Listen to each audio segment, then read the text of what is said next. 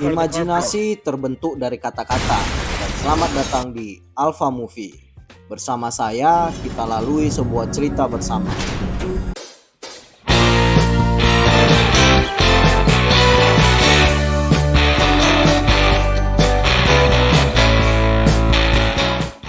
Episode terakhir ini dimulai dengan cerita masa lalu Tony di Filipina, di mana saat itu Tony membawa lari anaknya Luca dari Marco ayahnya di tengah badai hujan deras. Kembali ke realitas saat ini, di ruang interogasi tampak Tony sedang diancam oleh Russo tentang semua kemungkinan terburuk yang akan dia dapat apabila dia tidak dapat membantu menyelesaikan kasus dengan organisasi kriminal Haye dan Arman tentunya. Bukan lagi soal deportasi, tapi kali ini beneran akan dipenjara dan bagaimana juga nasib Garrett yang akan langsung dipecat dari FBI. Di tempat lain, tampak Arman yang sangat murka dan membawa senjata datang menjumpai Haye. Perdebatan tak terhindar di mana Arman murka kepada Hayek karena membunuh anggotanya Carlos. Dan tentu ditimpalin kembali oleh Hayek yang menerangkan bahwa hal ini terjadi karena merasa dikhianati oleh Arman soal penjualan senjata yang disembunyikan oleh Arman kemarin. Singkat cerita, di sini Arman sebenarnya lebih ingin menegosiasikan agar Hayek tidak membunuhnya dan Nadia, dengan imbalan bahwa Arman akan menjual senjatanya kepada Noah dan seluruh uang hasil penjualan itu dapat dimiliki oleh Hayek.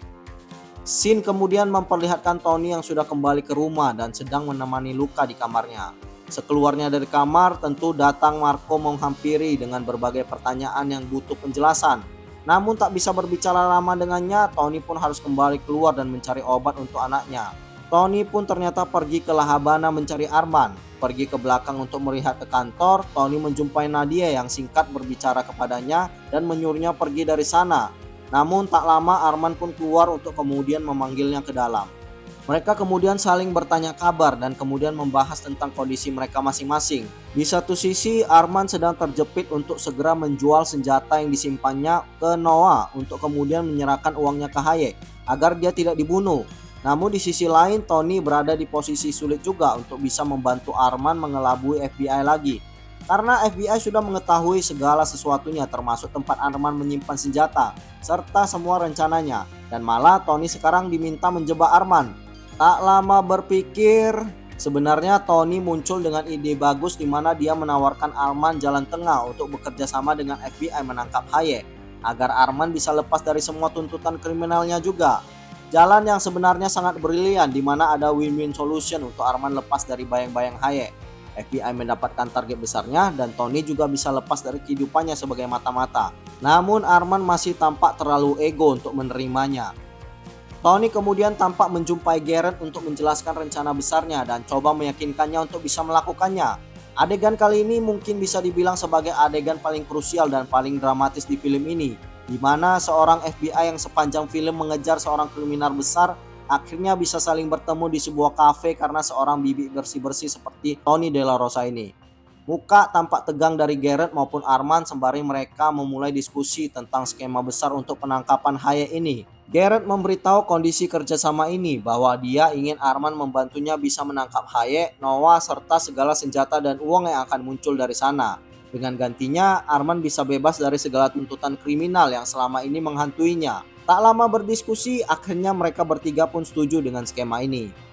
Film kali ini memperlihatkan Tony dan Fiona yang menjumpai Vinny, seorang makelar obat ilegal yang tentunya menjual kebutuhan obat luka yang tidak bisa dibelinya secara legal di apotek-apotek terdekat.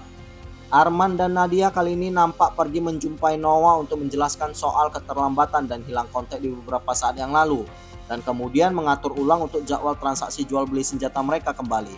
Setelah mendengar ucapan dan bujuk rayu Nadia, Noah pun akhirnya menyetujuinya kembali. Melanjutkan rencana Arman menjebak Hayek, dia tampak pergi menjumpai Isabel anaknya Hayek. Kali ini Arman sudah sangat terang-terangan memberitahu semua bisnis ilegal ayahnya dan bahwa semua perusahaan ayahnya itu mencantumkan namanya di dalam sehingga ada kemungkinan dia bisa ikut terseret apabila ayahnya tertangkap.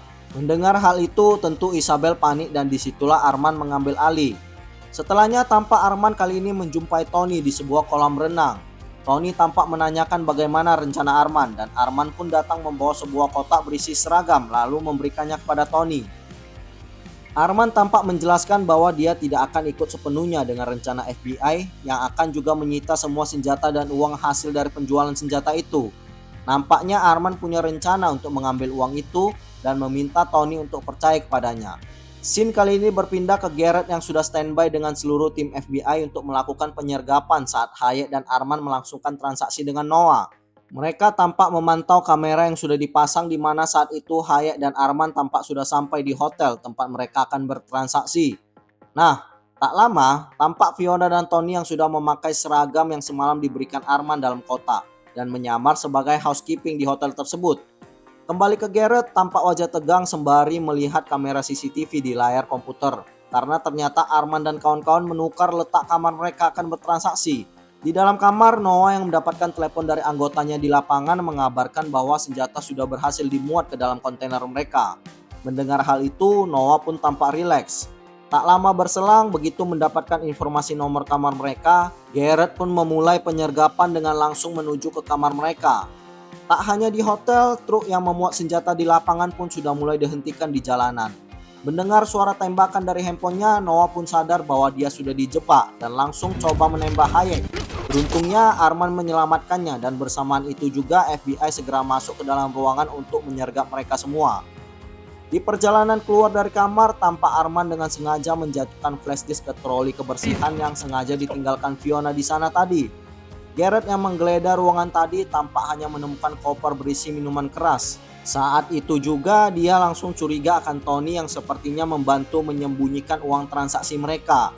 Dia pun langsung sigap menyuruh anggotanya menggeledah semua petugas housekeeping di sana, termasuk troli yang mereka bawa. Sayangnya dia tidak menemukan Tony maupun Fiona di sana. Di sebuah jalanan kemudian tampak Fiona dan Tony yang akhirnya berjumpa. Tony pun menanyakan ke Fiona apakah sudah mendapatkan flash disk tadi.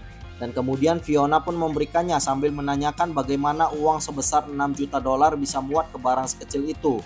Ternyata singkat cerita Arman berhasil membuat pembayaran dari Noah tadi diberikan dalam bentuk cryptocurrency yang mana disimpan dalam flash disk tersebut. Di sisi lain, Garrett yang tampak kecewa karena tak bisa menemukan uang dan rekaman transaksi antara Hayek dan Noah pun coba dihibur oleh bosnya Russo.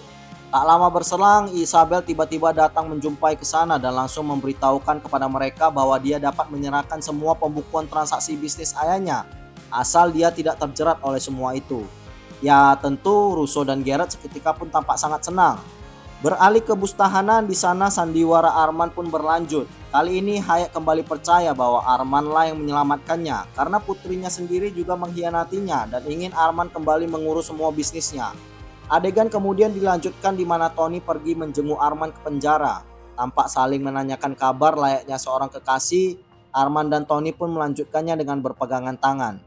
Tak lama dari itu, Tony kali ini pergi menjumpai Nadia dan memberikannya amplop berisi flash disk tadi.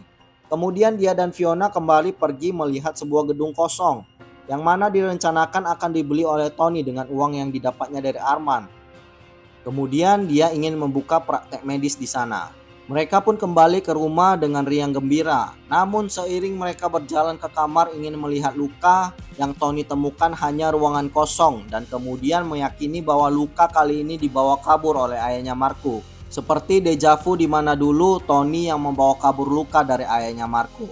Bersamaan dengan scene ini, The Cleaning Lady season 1 pun berakhir. Kalau ending ini buat kalian penasaran, mohon dukungan kalian dengan mensubscribe channel ini, menekan tombol like, serta tentunya jangan lupa menonton seluruh episode The Cleaning Lady season 1 ini hanya di Alpha Movie. Memberikan rangkuman cerita secara singkat, padat, dan tidak membosankan. Sampai jumpa.